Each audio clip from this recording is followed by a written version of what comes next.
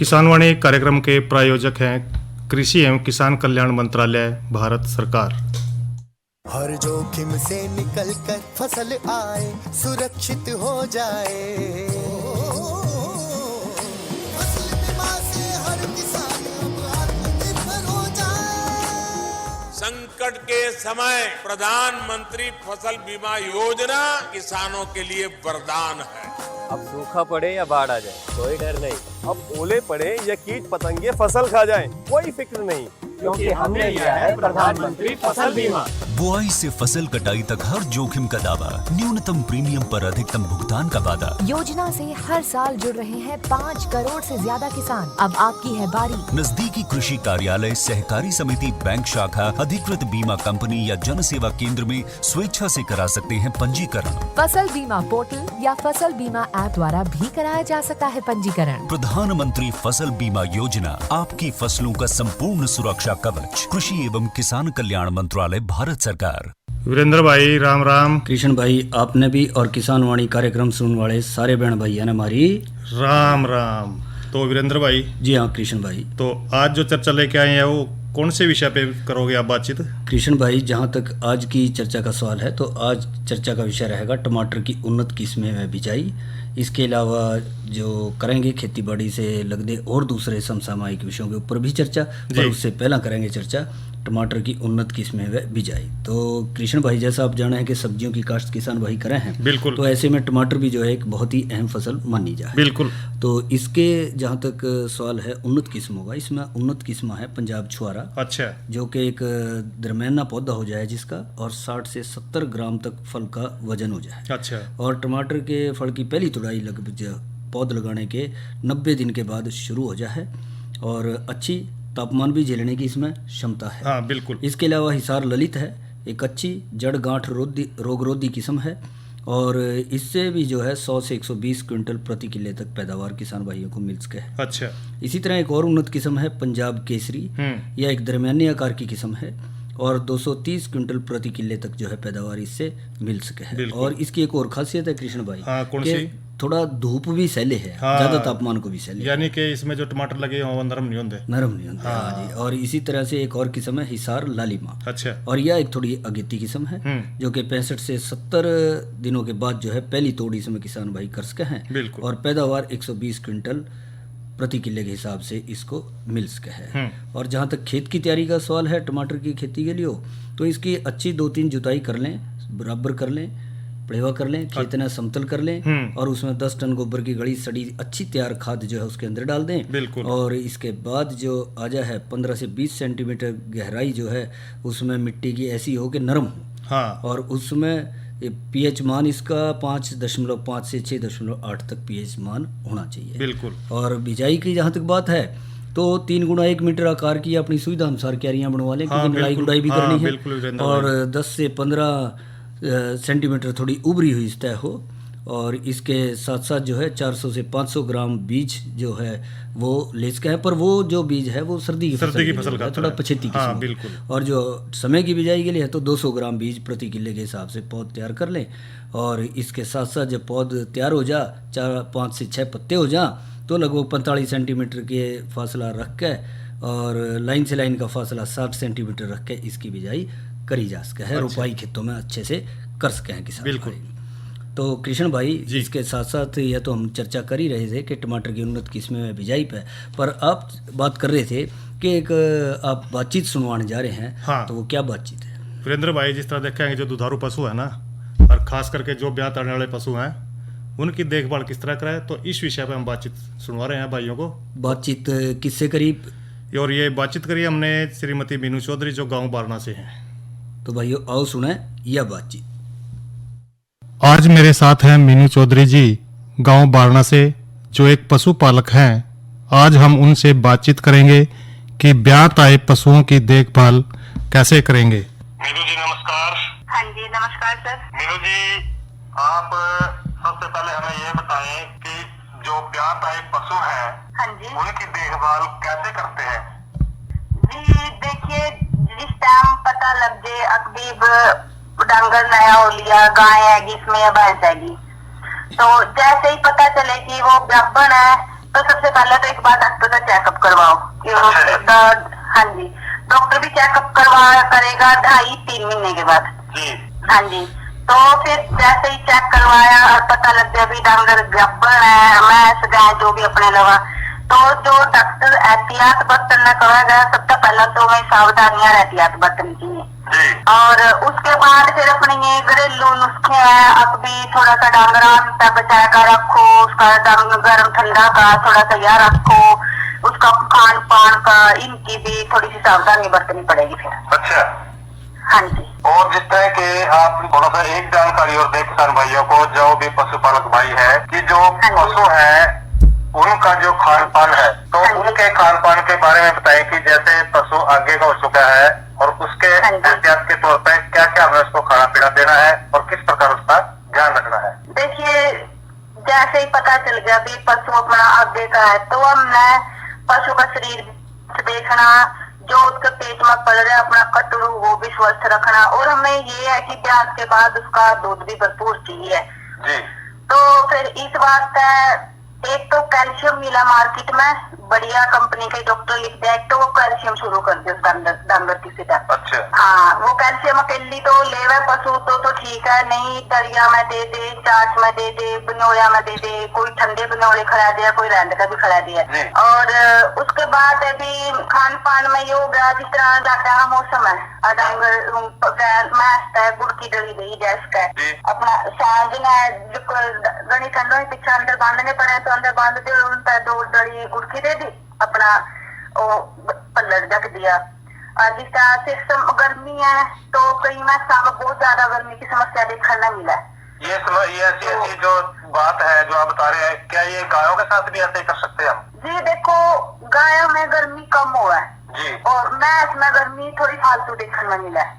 हाँ, तो सिस्टम का तेल ज्यादातर गाँव में मैसों को ज्यादा दिया जाता है ताकि ठंडा रहे और गर्भ गिरने की संभावना कम हो जाए। हाँ, और ये अभी वही है, अगर सर्दियों का मौसम है तो गुड़ देते हैं, मीठा दलिया, जैसे मीठा दलिया में गुड़ लगा तो कुदरती होगा, मीठा दलिया हम गाना भी देश का, क्योंकि गाय की तासीर ऑलरेडी पहले ठंडी हुआ है थोड़ी सी। अच्छा जी। और वह आएगी, कैल्शियम आएगी, इसमें सिस्टम की खल आएगी, उसमें थोड़ा सा सन्नी भेजे सिस्टम की खल में, और घास का हिस्सा जबन डांगर का जिस तरह 2 हिस्से तोड़ी के और एक हिस्सा रहा का। हाँ, क्योंकि अगर ज्यादा रिहाई होगी तो घनी रिहाई हो तो पशु का गैस बनेगी, और गैस बनने से पशु की तुरंत मौत भी हो सकती है।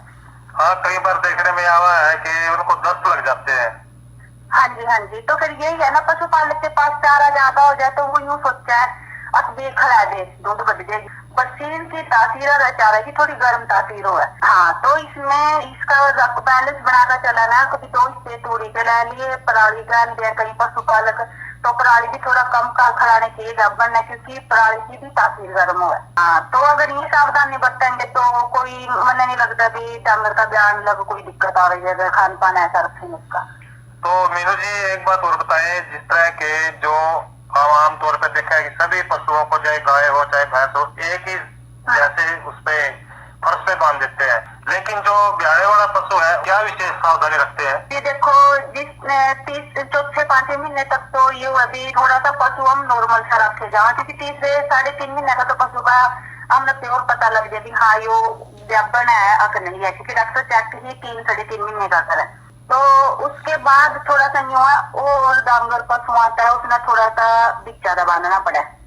और कई बार ये हो जाए कि पशु न देखो भी आपका पशु संगठन में दिक्कत तो नहीं, क्योंकि हम कई बार जड़ा डांगर बांधा बरेला में तो नहीं, ये जैसे बता रहे ना, अगली तरफ से ऊंचा रखना है या पीछे से ऊंचा रखना है? तो अगली तरफ से नीचा रखना, ऐसा कर दो कि पीछे सुक्का ना कर दो, अगले पैर उसके गमैन पानी थोड़े डूंगे हो जाता है कि उसका शरीर का झुकाव पीछे ना पड़ा पशु का। हाँ, तो ये मतलब कि ये बहुत अच्छी जानकारी दे रहे हैं कि जो अगले पाँव है वो थोड़े नीचे तरफ हो और पीछे से जो हिस्सा है पशु का वो थोड़ा ऊंचा हो। हाँ जी, क्योंकि कई बार में कई पशुओं में दिक्कत आ रहा है, तकरीबन गाँव में तो कम है, मैं तो मैंने ये फूल दिखा दिया पीछे का मैं जी, तो इसका सीधा सा मतलब है भी उनके शरीर का झुकाव पीछे की तरफ पड़ गया।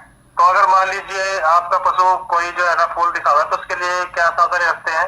देखो जी, सबसे बड़ी बात तो है भी डांगर का पैरा हो जाए उस टाइम पर, क्योंकि इसकी कोई दवाइयाँ तो है लेकिन दवाइयां भी ये है कि वो गर्म ज्यादा हो तो डॉक्टर इस टाइम पर परहेज ही करें दवाइयों के तकरीबन जी।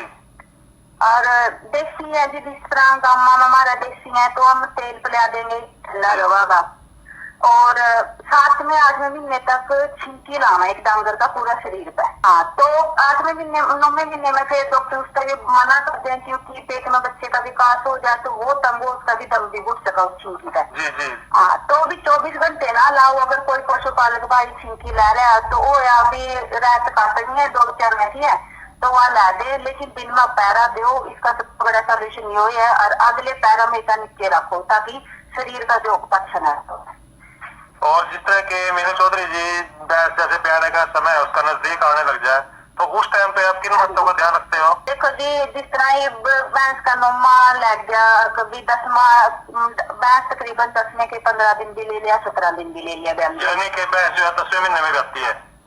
हाँ जी, गाय ब्यावेगी पूरे 9वें महीने में और भैंस 10वां के भी ले लिया जी। हाँ, तो ये है कि एक तो उसका स्थान हमेशा सूखा रखो। न्यू सूखा नहीं या कभी तरह का जमा सूखा, उसका कड़स बिछाओ नीचे या फिर पराली कोट का बिछाओ भी ताकि उसका पैर पूर्ण फिसल जाए और उसमें उठन बैठन में थोड़ी सी आसानी रहे।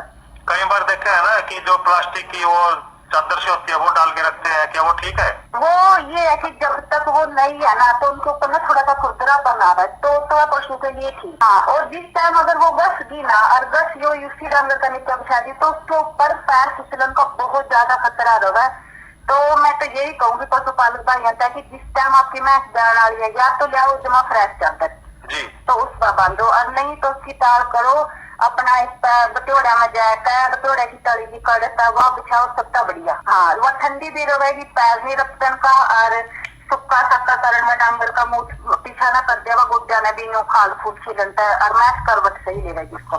कई बार देखा है कि कुछ जो है ना पशुपालक भाई रेत बिछा देते हैं, क्या वो ठीक है? हाँ जी, रेत बहुत सही है जी क्योंकि रेत का ऊपर डांगर रिलैक्स हो, कभी बैठ जाएगा, ठंड से होगा। अरीब पन्ना तीनों के भी डांगर आना बाहर खोलते थे, जाड़ बोझड़ा में बुझ जाता। ये तो गड़ी है सारा कुछ जोड़ के पजामते नहीं किसी के डांगर तो रेत बिछा दे।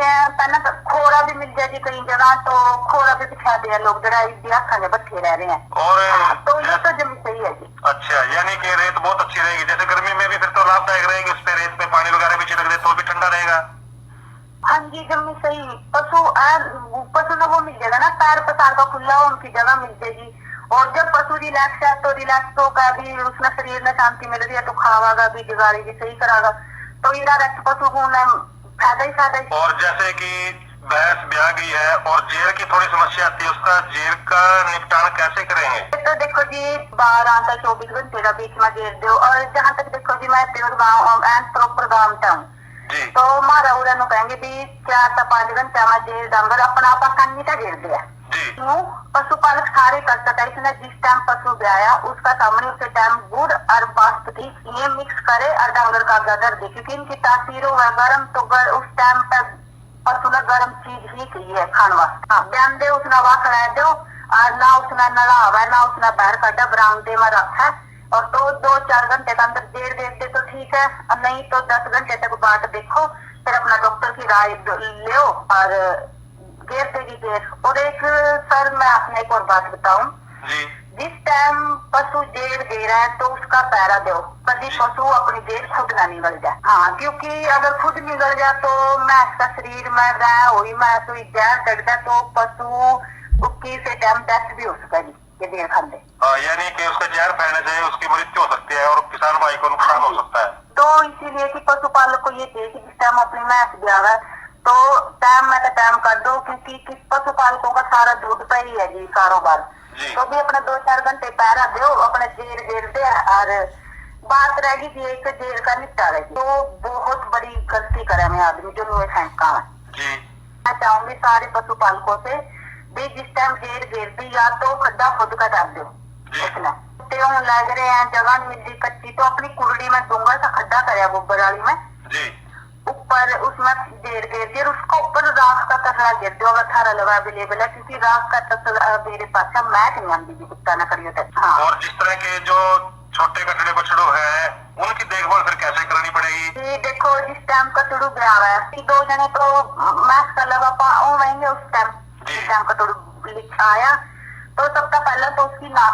करनी पड़ेगी, क्योंकि जो माँ के शरीर के अंदर उसके ऊपर वह जाली बनी हुआ है, तो उस टाइम वो कतरू के नाक के ऊपर लगी हुआ है, जिससे उसने सांस लेने में दिक्कत बढ़ी हुआ है। हाँ, तो पहले उसकी नाक साफ करो, फिर बात आवेगी उसके खुरा पे, क्योंकि 9 महीने का टाइम 10 महीने का माँ का पेट में कटका है, तो उस टाइम कतरू के खुर बढ़ जाए, तो उसी टाइम कच्चे खुरों में उसके हाथ गले भी में आसानी से छूंदे जा सका। और मैं यूँ कहूँ भी चूंटने चाहिए, क्योंकि खुरा गला कई बार मैंने देखा पशु अपनी सुंडी तक पका ले तो वो पका ले। इसके तौर पर यूज करता है पाओ को, जहाँ खरीद होती है।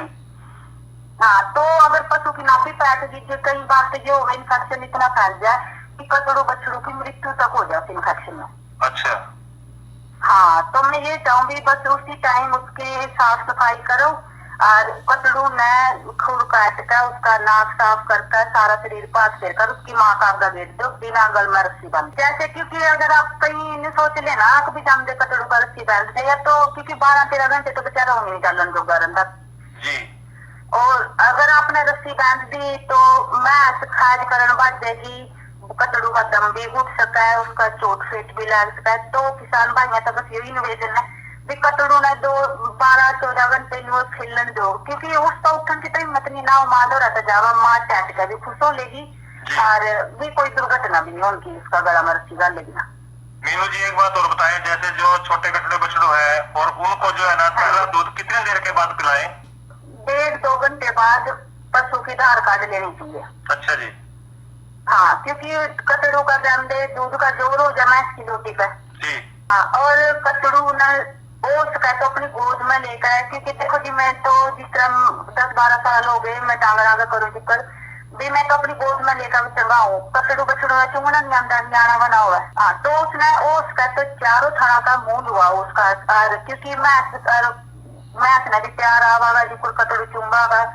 और थोड़ी सी सावधानी ये है कि क्योंकि 9-10 महीने का अंतराल पड़ जाए, कहीं हो जाए भी 1.5 साल का भी अंतराल पड़ जाए दूध में, पहला नेट जाए फिर वहाँ ज्ञापन हो जाने तक 1.5 साल का भी हो जाएगी कई बार, तो उसका थाना पर गुदगुदी हो गई डंगर का। तो थोड़ी सी ये है कि बच्चा ऐसी का आधार कर दो और बासन में गला ना गला जिसका खाली तरह करनी पड़ो, लेकिन ये है कि प्रॉपर दूध कर दो उसका चारों थाना का। हाँ जी। और जिस तरह के जो पहली बार दूध निकाला है उस वक्त क्या सावधानी बरतेंगे? देखो सबसे पहला तो ठंड हमेशा गर्म पानी में धो, चाहे ज्यादा हो चाहे गर्मी हो, पहला दूध काटने ठंड करड़े हो जाए गर्म पानी कर ले, थोड़ा सा उनमें चिकना हस्सी आ जाए, थोड़ी सी नरम हो जाएंगे उसके ठंड। और अगर भैंस खालती है जी तो हमें सावधानी दूरी करनी पड़ेगी इसमें। हाँ जी। क्योंकि खालसा डांगर की लोटी अपना हाथ में होगा, बीज लोटी किस तरह, अगर हमने 3 थाना का दूध तो काट लिया सारा जी, और 1 थान में रह गया तो लोटी उसके साइड में बांगी हो जाएगी। अच्छा जी। हाँ, अर्थान हो जाएंगे बड़े छोटे। और या देखो जी जिस तरह किसान भाई ने मैं राखने को नहीं बेचनी है वह। अच्छा जी। हाँ, तो किसान क्या पर कीमत लगागा तो अपन ने देखा है भाई लोटी इसकी आगदा है, पाछा है, थान के ऊपर है, दार के ऊपर है, तो किसान भाई सारी चीज देखागा जो जिसमें मैच लेनी है अपना खतर। बिल्कुल। सावधानी बरतो कि आपका पशु दूध दे रहा है तो भी सही दे रहा है, अगर आप उसको बेच रहे हो तो आपको उसकी अच्छी कीमत मिल सके भी, लोटी उसकी 1 साल होगा। हाँ, और एक बात और कहना चाहूंगी, जिस टाइम अपन आधार कार्ड लिए कटड़ू भी चंगा दिया तो 3-4 दिन में इसका पर्चा का दूध की गागड़िया जिनके ऊपर दार काट दे वह चिकना लेकर फिर छोटा उसका मैच के ठंड पड़तेंगे कभी भी। अच्छा जी। हाँ जी, या कहीं कर दे नहीं है, लेकिन बर्त का देखो इस चीज ने भी वजह लाओगे ना थाना का तो चाहे ज्यादा हो चाहे कतड़ू के दांत लागो कुकरे लागो फिर से लेकर मैं का कभी ठंड नहीं पड़ता। बस जी मैं तो यूँ कहूँ भी रखो तो सही रखो, क्योंकि किसान दूध एक अपना इनकम आमदनी का बहुत अच्छा स्रोत है जी। और किसान भाइयों को तो मैं खास कर कहना चाहूँ भी आजकल जैसे ये प्रथा जैसे किसान भाई किसान नीता जी लग रहे कारण तो मैं सादा तो 1-2 रख है, और मैं यूँ चाहूँ भी क्योंकि 1-2 रखो उसकी अच्छी देखभाल करो, डॉक्टरी चेकअप करवाओ टाइम पर, और जो अपने देसी नुस्खे हैं उनमें भी बरतो, क्योंकि कई बार डॉक्टर का इलाज काम नहीं आता तो अपने देसी नुस्खे काम आते। तो ये थे मीनू चौधरी जी गांव बारणा से, जो जिन्होंने अपने गांव के अंदर अपना दूध का कार्य शुरू किया है। इन्होंने बहुत अच्छी जानकारी हमारे पशुपालक भाइयों को और किसान भाइयों को दी। इस जानकारी को देने के लिए आपका बहुत बहुत धन्यवाद। कृष्ण भाई, या तो सुनाई बातचीत और बहुत बढ़िया बातचीत रही। श्रीमती मीनू चौधरी गांव बारणा से ब्यात आए पशुओं की देखभाल कैसे करें इस विषय पर। तो कृष्ण भाई जी, आज के मौसम की हालचाल क्या रहा? वीरेंद्र भाई, आज का जो अधिकतम तापमान रहा वो रहा 28 डिग्री सेंटीग्रेड और न्यूनतम तापमान रहा 14 डिग्री सेल्सियस। और कल जो है ना अधिकतम तापमान रहने की संभावना 31 डिग्री सेल्सियस और न्यूनतम 13 डिग्री सेल्सियस, और बादल भी छाए रहने की संभावना बन रही है। और इसी के साथ साथ कल के जो है ना कृषि कार्यों से संबंधित जो आप चर्चा करेंगे, उसमें चर्चा करेंगे मधुमक्खी वंशों का कुशल प्रबंधन कैसे करें, और नई फसल नई उमंग के अंतर्गत हम चर्चा करेंगे औषधीय फसल मूलहट्टी की काश्त के बारे में। और कृष्ण भाई, आप इशारा भी कर रहे हो कि हाँ। मनोरंजन भी होना चाहिए जी। तो आओ सुने ये लोग। नंद के दलारे ओ दोवे अकेले मेरा, आजा नंद के दलारे ओ दोवे अकेले मेरा।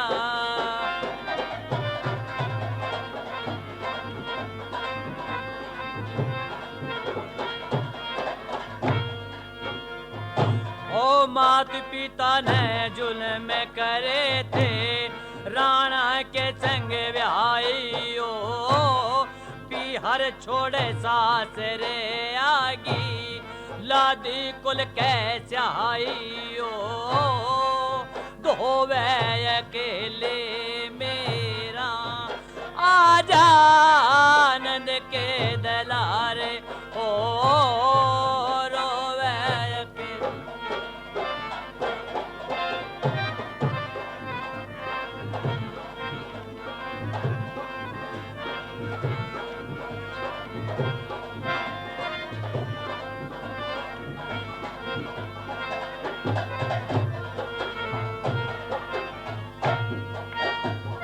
ओ मानस की दे धारण गेला, रैसे जूत यम के ओ सतरंग छेज बेचारा की से, दली गली चे गम के ओ सोवे अकेले मेरा, आजा आनंद के दलारे ओ रोवे अकेले मेरा।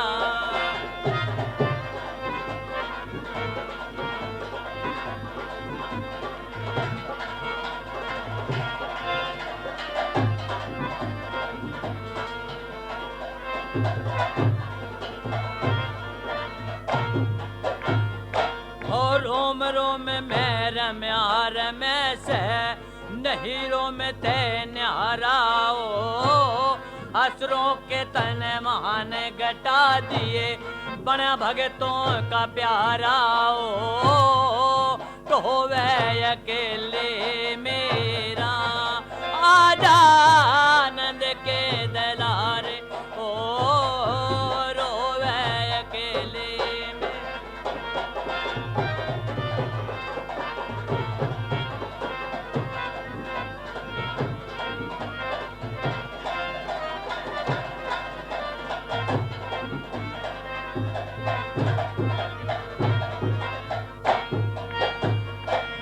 मांगे राम राम ने टोवे, को ना पाया घर पे ओ लक्ष्मी चंद सुरग में पहुंचे, फिर भी बोझा सर पे ओ ढोवे अकेले मेरा, आजा आनंद के दलारे।